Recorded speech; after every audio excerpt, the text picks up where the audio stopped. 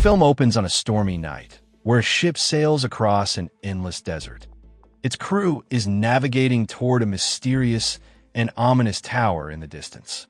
Admiral, the ship's captain, has an unsettling feeling about the tower, as it appears to be reacting strangely. As they journey forward, an unknown creature lurks behind them, following in silence.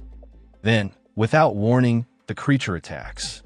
Unexpectedly, the creature is Diablos, a massive monster that hides beneath the sand, waiting for the perfect moment to strike. The crew struggles against the ferocious assault, chaos erupting on the ship's deck. In the midst of the turmoil, a young crew member is thrown overboard, left behind as the ship sails on.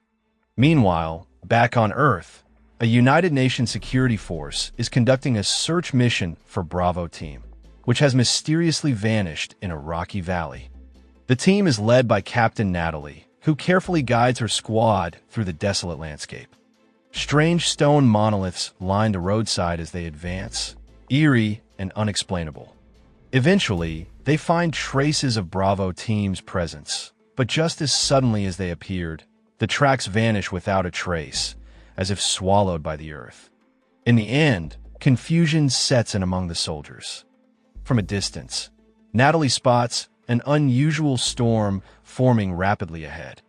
Recognizing the potential danger, she orders the team to turn back. However, the storm moves too quickly, overtaking them before they can escape.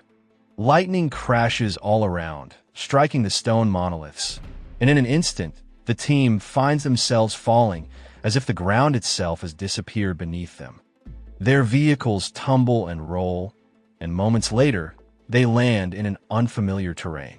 The violent storm that had engulfed them vanishes as mysteriously as it had appeared, and strangely, there is no sign of any chasm or cliff from which they might have fallen.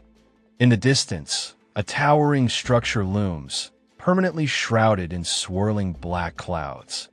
Fortunately, the team's vehicles remain mostly intact, still functional despite the rough landing. However, their communication devices have inexplicably stopped working.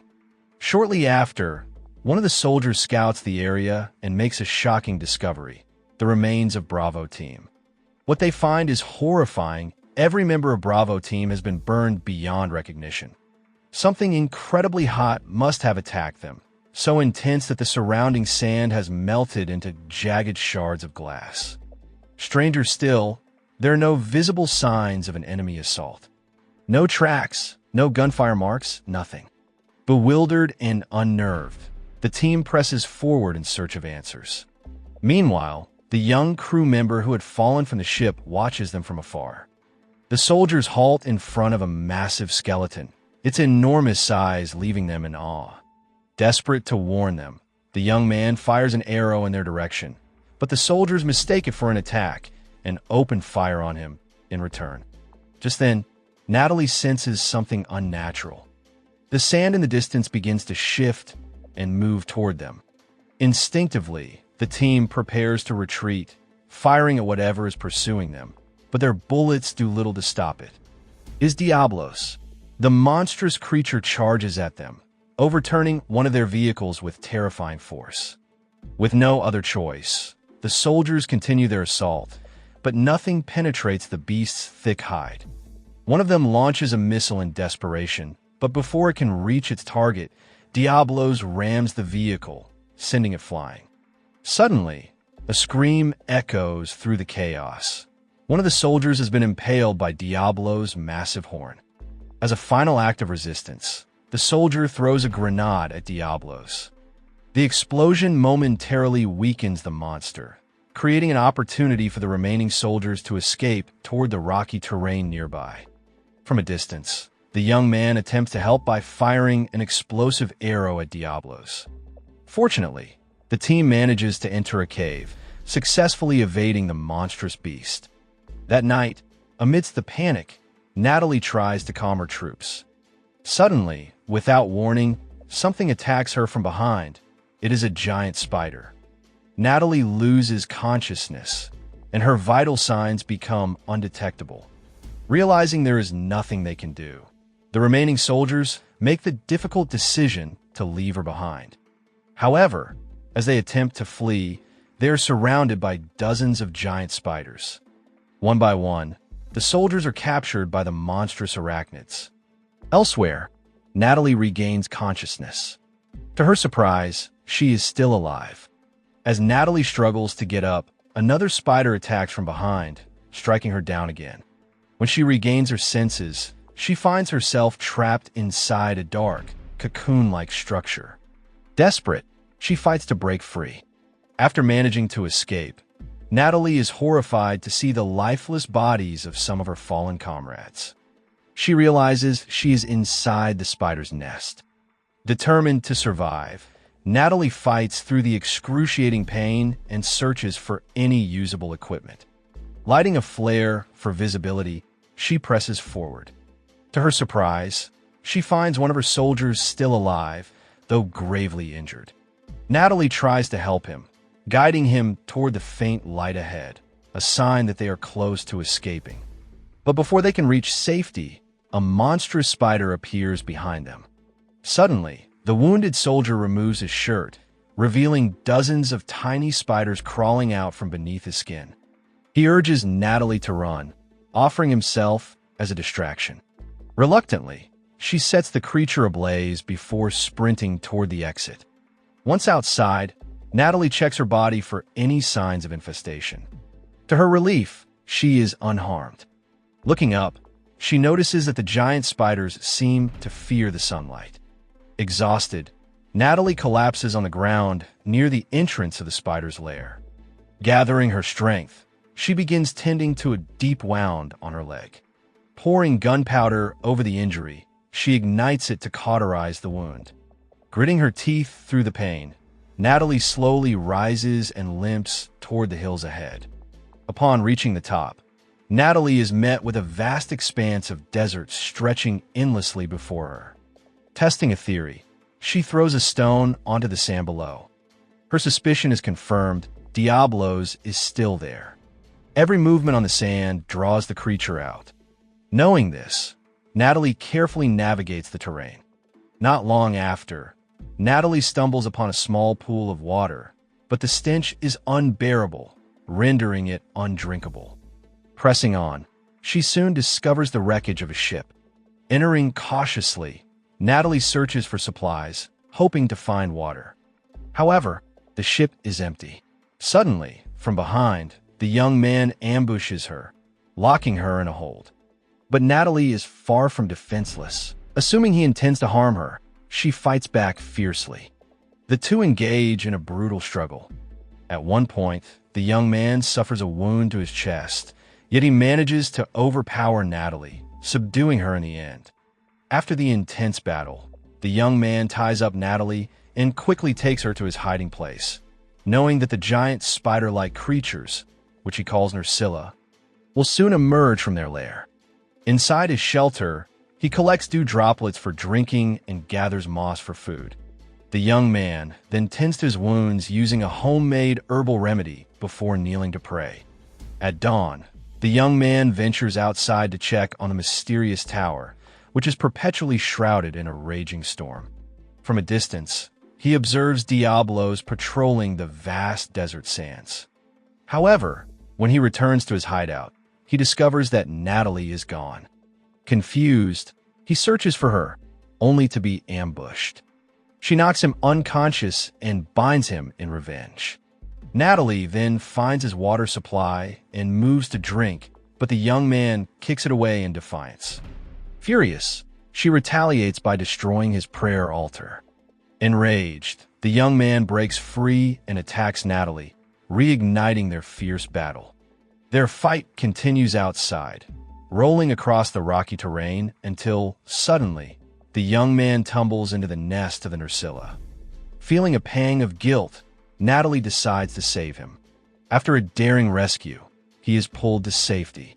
Recognizing his resilience, Natalie unties him and, as a gesture of goodwill, offers him a piece of her chocolate ration. Upon tasting it, the young man is delighted. Realizing that Natalie is not his enemy, they call a truce. He hands her a bottle of fresh water which she gratefully drinks. Through gestures, the young man conveys that he knows she came through the storm. He explains that if she wants to return, she must reach the tower engulfed by the tempest. However, there is one major obstacle: Diablos, who continues to guard the desert.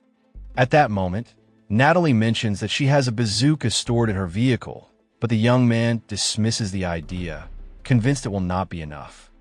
Instead, he proposes a better plan: extracting the venomous stinger of a Nursilla to paralyze Diablos.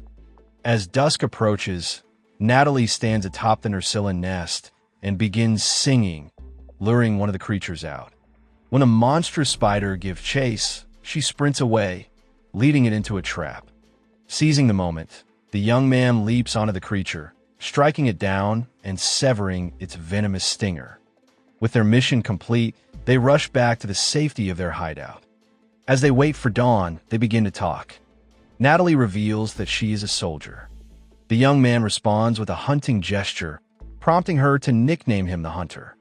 Outside, dozens of Nursilla swarm around their shelter. At that moment, the Hunter kneels in prayer, clutching the small statue from his altar. He explains that it represents his family, who perished long ago when their village was attacked by a fearsome monster called Rathalos. At sunrise, the Hunter extracts the venom from the Nursilla stinger and coats the tips of his arrows with it. They then gather their weapons and prepare their strategy to outwit Diablos. It was revealed that Natalie trains with various weapons salvaged from an old shipwreck and learns to wield dual blades alongside the Hunter. To her amazement, she discovers that when the blades are combined, they ignite with bursts of fire. Before long, the mission was set into motion. The two of them cast bait into the vast sea of sand, successfully luring Diablos out of hiding. Without wasting time, they sprinted towards Natalie's war vehicle, forcing Diablos to give chase. For a brief moment, they stopped, and Diablos halted as well. Taking the initiative, the Hunter decided to act as bait. He dashed forward, drawing Diablos' attention once more. But soon, he was thrown aside. Undeterred, the Hunter knocked an arrow and fired, striking one of Diablos' eyes. Yet, to their dismay, the beast remained unscathed. From a distance, Natalie unleashed a barrage of bullets from her Gatling gun, but the attacks had little effect. Moments later, the poison coursing through Diablos' veins began to take effect, making the creature stagger. Seizing the opportunity, Natalie fired a bazooka round at the monster, but even that proved useless. When Diablos retaliated, Natalie took cover inside her vehicle, only to be thrown aside by the sheer force of the attack. In a desperate attempt to turn the tide, the Hunter leaped from above, driving his sword deep into Diablos. However, the force of the impact sent him flying, leaving him unconscious. Realizing there was no other choice, Natalie bravely jumped onto Diablos' head, pushing the Hunter's sword even deeper. At last, the mighty beast collapsed, defeated. Natalie hurried to the Hunter's side, finding him unconscious. She carefully stripped a portion of Diablos' hide and fashioned it into a makeshift harness, using it to drag the Hunter across the desert. As night fell, a fierce sandstorm rolled in. Seeking shelter, Natalie set up a small tent, where she did her best to treat the Hunter's wounds with the supplies she had. By morning, Natalie awoke and stepped out of the sand-covered tent. Checking on the Hunter, she was relieved to see him finally regaining consciousness. Without delay, they resumed their journey. They trudged through the vast desert, their determination unwavering, until they finally arrived at an oasis. Across the lake, Natalie marveled at the sight of a herd of herbivorous creatures, known as apsaros, drinking peacefully. As Natalie knelt by the water's edge to fill her flask, a sudden disturbance sent a chill down her spine. A monstrous aquatic creature emerged before her. Before she could react, the Hunter swiftly struck, slaying the beast in an instant. That night, they rested by the fire, cooking and savoring the delicious meat of their fallen foe. As darkness blanketed the oasis, Natalie lay asleep, unaware of the looming danger above. A shadow, a massive dragon-like silhouette, glided across the sky. Suddenly, chaos erupted. Flames engulfed the land, and the once peaceful Apsaros stampeded in terror. The cause of the destruction was none other than Rathalos. As the herd rushed toward them, Natalie and the hunter had no choice but to flee. Out of nowhere, a warrior leaped from above, slicing through the chaos and clearing a path through the rampaging Apsaros. Reacting swiftly, Natalie wielded her dual blades to maneuver through the stampede. Meanwhile, the hunter found himself cornered at the edge of a cliff. Just as he was about to fall, a woman, one of his shipmates, grabbed hold of him, saving his life. Once the Apsaros herd had passed, Natalie attempted to express her gratitude to the warrior who had saved them. However, instead of a warm response, the man struck her, rendering her unconscious. When Natalie awoke, she found herself aboard a ship. A group of men loomed over her, their intentions unclear. But before they could do anything, the hunter arrived, his commanding presence forcing them to back off. Seizing the opportunity, Natalie quickly found a ventilation shaft beneath her and crawled inside. Navigating through the narrow passage, she searched for an escape route, only to come face to face with an unexpected creature, a feline-like monster standing directly in her path. Moments later, the hunter arrived and led Natalie upstairs. She was astonished to see a cat-like creature cooking food. The hunter explained that this creature was called a palico. Afterward, he brought Natalie before the Admiral, who ultimately decided to release her. To her relief, the Admiral spoke English. The Admiral then explained why he had restrained her. Long ago, a person had entered this world through a portal from another realm and caused chaos within a monster world. As a result, he had to ensure Natalie was not a similar threat. The Admiral continued, revealing that his current mission was to investigate Sky Tower, an ancient and highly advanced relic behaving strangely. Sky Tower was not only a remnant of a lost civilization, but also a portal between worlds, the very portal that had brought Natalie into the monster world. This lost civilization had ultimately destroyed itself in a catastrophe of its own making. Now, with strange occurrences surrounding Sky Tower, the Admiral feared that another disaster could unfold, affecting both the monster world and the human world. To prevent this, he and his team would conduct an investigation. However, the mission was fraught with danger, as Sky Tower was guarded by Rathalos, a fearsome dragon-like monster. Rathalos was incredibly strong, with only one known weakness: the moment before it unleashed its fiery breath. At dawn, the mission began. Natalie, the Admiral, the Hunter, and their team journeyed toward Sky Tower on foot. They scaled treacherous mountains, traversed hills and valleys, and finally, by nightfall, arrived at the tower's gates. A raging storm surrounded the structure, seemingly controlled by the tower itself. In front of them, the interdimensional portal flickered unstably. As they prepared to enter, the Admiral sensed the presence of Rathalos nearby. They quickly scattered, and sure enough, the beast emerged from the clouds. They took cover, waiting for the right moment to act. Shortly after, the Admiral stepped forward, acting as bait, while the others launched their attack. Natalie charged with her dual blades, slashing through Rathalos' wing. Amid the battle, the portal between worlds suddenly stabilized. When Rathalos prepared to unleash its fiery breath, Natalie made a daring leap into the abyss, straight into the portal. In an instant, she was transported back to Earth. She found herself in a rocky valley, surrounded by a group of soldiers who had been searching for her. They quickly rescued her and escorted her into a helicopter. As the aircraft took off, a sudden disturbance caught their attention. In front of them, another portal appeared, this time with Rathalos emerging from within.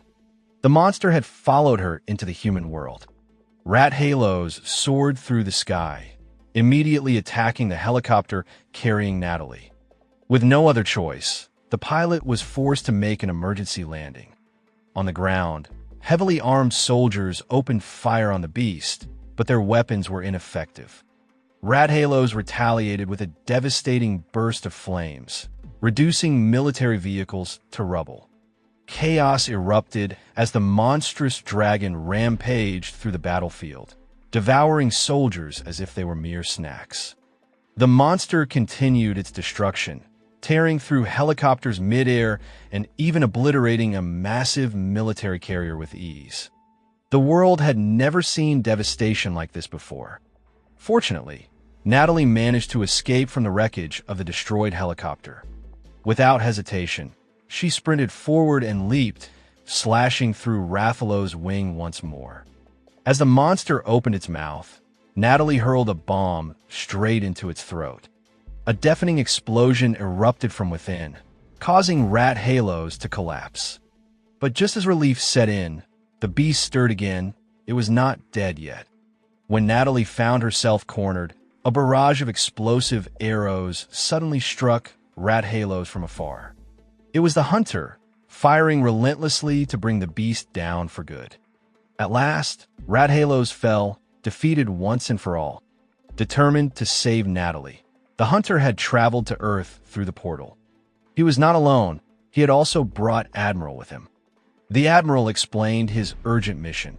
He could not allow creatures from the monster world to wreak havoc on Earth. However, just as they were catching their breath, another portal unexpectedly opened in the distance.